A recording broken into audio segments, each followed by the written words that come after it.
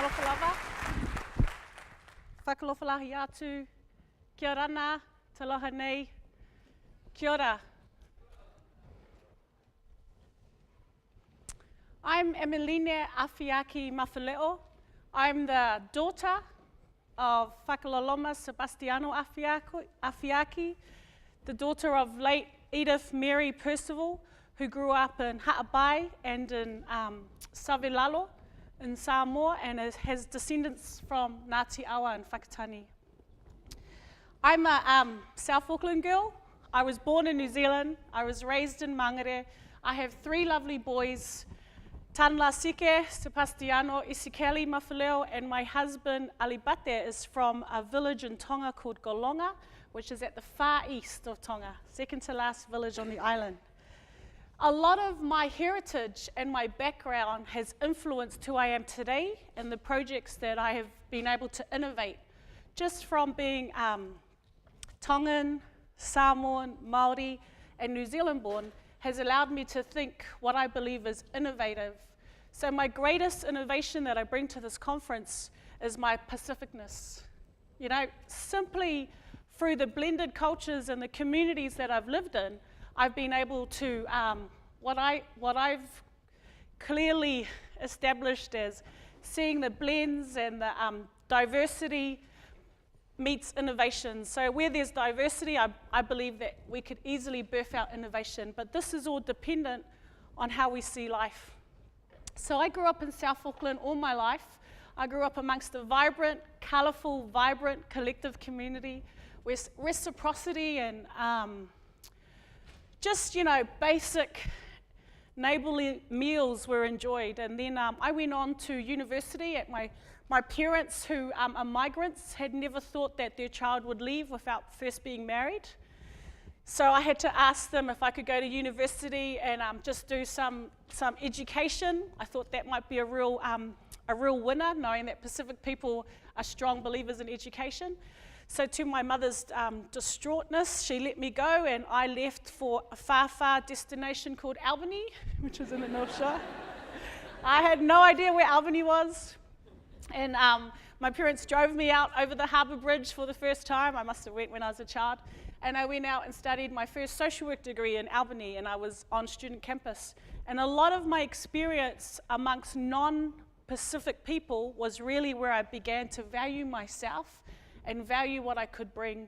It also was a space where, through my academic studies, I learned that I was part of a community that was then deemed to be the lowest social economic status, the poorest in education and literacy, and the poorest in financial literacy. And so some of those insights were very shocking and very surprising because it didn't quite connect with how I grew up and how I felt in my community. And later in years, I started to call this deficiency systemic poverty.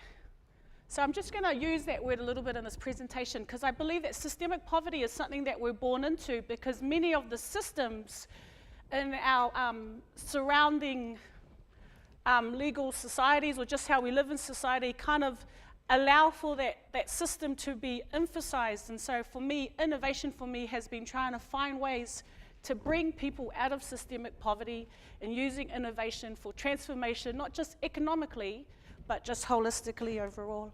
So in 2001, I began Affirming Works. Initially, it was Affirming Women. As a young woman at 25, I was working with young girls, mentoring them. The little that I knew, because I was a graduate with an undergraduate degree, I was able to tutor. So the little that I knew, I gave. So I just created homework centres in the back of churches, delivered breads, taught preschool, like however way I could be utilised, I did. I taught adult English classes for migrant parents where English was a second language, like my own parents, and just gave of myself because, once again, I felt fueled in those community projects. It wasn't that I was giving of myself. I could see that this was my community and our future, so the more I gave, the more it reciprocated. And I spent a year volunteering in Tonga and learnt how to use 10 short story books for 60 students in a high school, and the windows there was no glass in the windows, and no real desk. A lot of those experiences that I placed myself in with very little pay, if anything, no pay, were really the building blocks. So my first 3 years of Affirming Works, I was privileged that I had kept my same 40 fouts that I started with after every group. And I mentored 300 kids that year and went on to hire staff. And to date, we've had over 5,000 young people mentored through Affirming Works. We've had, yeah, it's really cool.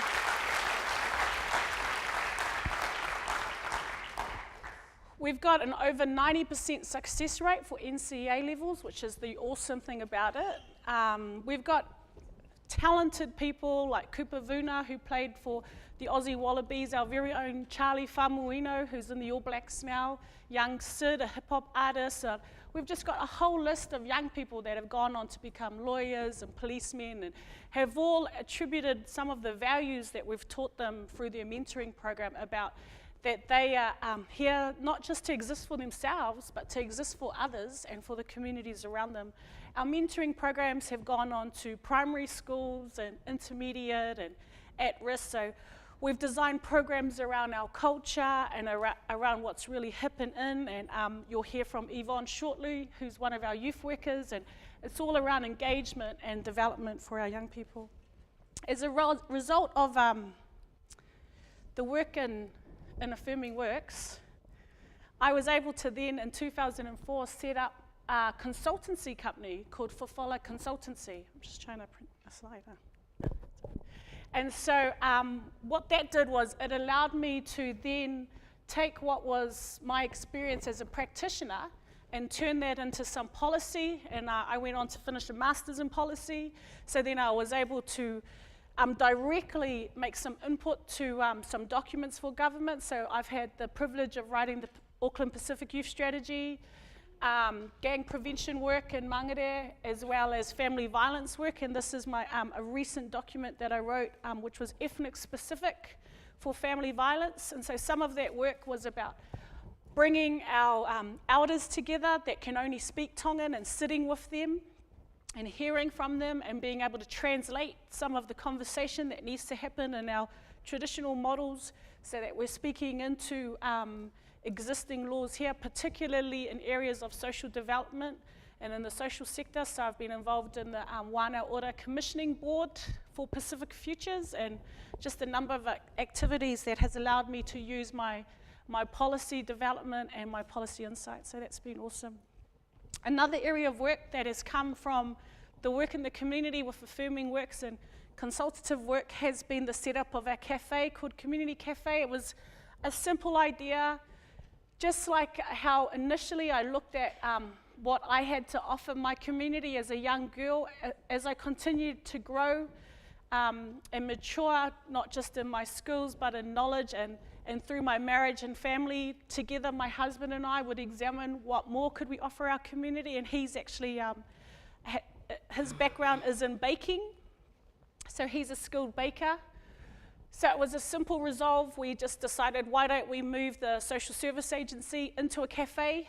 And we were fortunate to find a space and convince the landlord to partner with us. So he gave us a 50% discount on rent. So there's all these little innovative ways we did the repairs ourselves. The community got wind of it because we've been involved in the community for some years, and they donated a number of furniture and different activities. In fact, our website was built, you can go onto our Community Cafe website, it was done by volunteers, and our menu. And our cafe provides a boardroom space, a training space, a cafe space that's all completely free for our community to utilize, and they only pay the fee for catering. And we have a number of different sources of catering to provide services for them. As part of the Community Cafe objective, we decided that we wanted to support Pacific products in the region. So our first trip to do that was to find a really good coffee company in the region. So we got board approval, and we flew to Tonga to buy some coffee simply for the cafe. And during that time, the coffee business was for sale. So my husband and I were able to successfully become the owners of the coffee business in Tonga, which has been interesting.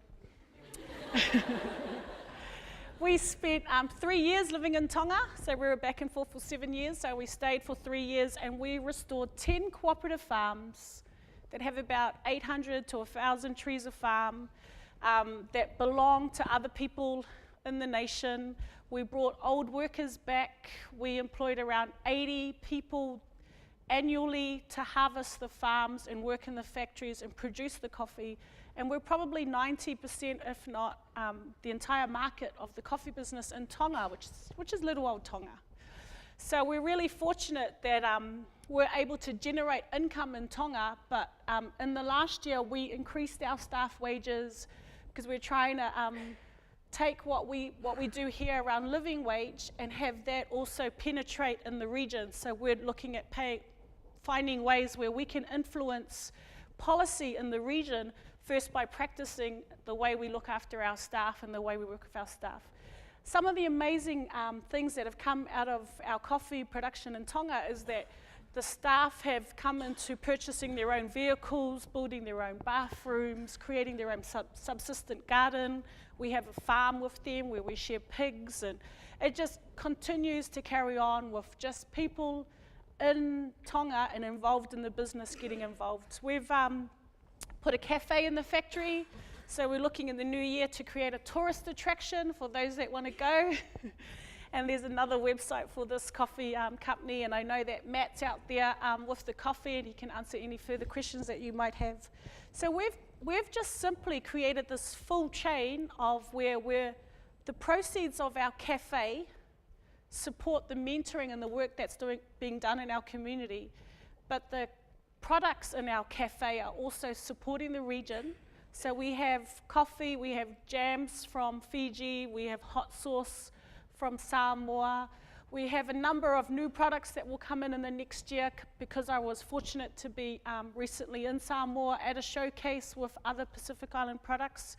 And for me, it's not rocket science. It's just going back to that initial thought I had 14 years ago, that who I was made me and I could express that to others around me. And so I was born actually to serve my family, my nation and my king, which is a lovely quote from Dr. Ana Koloto. But it's something that I've adopted as my motto in life.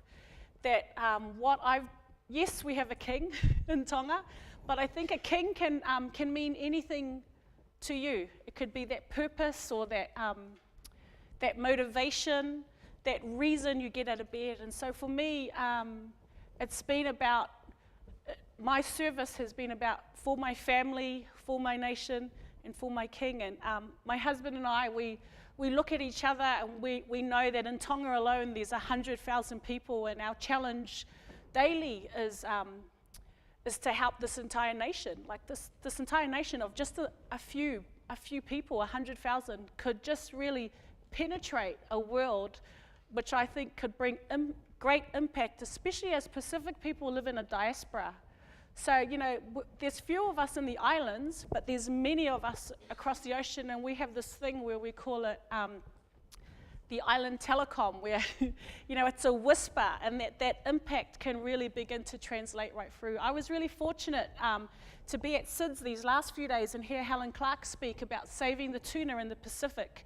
And she talked about how over 50% of tuna that is consumed in the world actually comes from the Pacific Islands. So people see us as small islands, but actually we're very large oceans.